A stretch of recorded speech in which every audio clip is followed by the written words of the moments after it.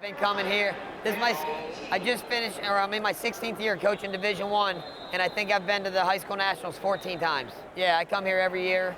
They do an amazing job. I mean, they bring the best kids in the country around. The Ferraros do an amazing job of, just their hospitality. They're just great people, and I enjoy coming. I mean, it's the best of the best. It really is. If you go through and you watch the kids that are winning this tournament, and you go back through the book and you look year after year, the kids that are winning this tournament, and look at the success they've had at the NCAA level, it's pretty amazing. There's differences from state to state. There's differences, really, but it is more, I think, regional.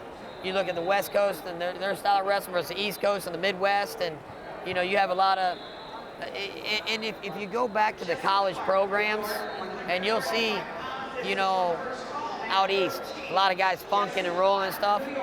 Well, you'll see that in their college guys, and so the high school kids mimic it, And you go back to the Midwest, and it's more of that Big Ten style grinding in your face, and you see more of the Midwest kids trying to mimic that, So that's what we all do in life, right? We mimic the people that are better than us and try to get to their stage.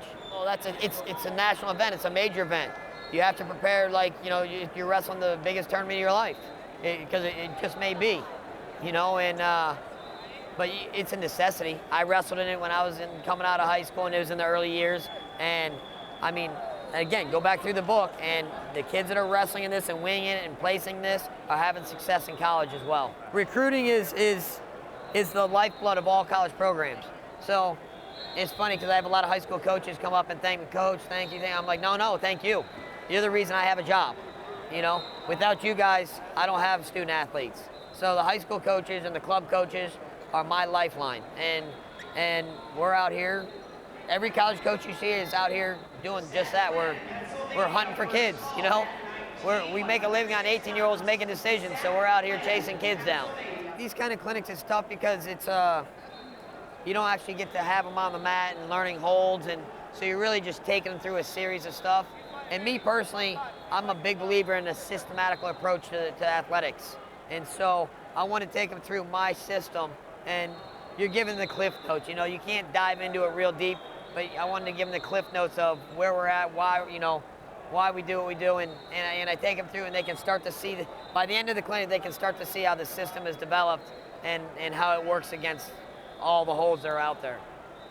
But no, the clinics, I've been doing them for a couple of years for that, I don't know, I've probably done it 5, 6, 7 times over the years, and again, I love doing it because I get connected with the coaches again.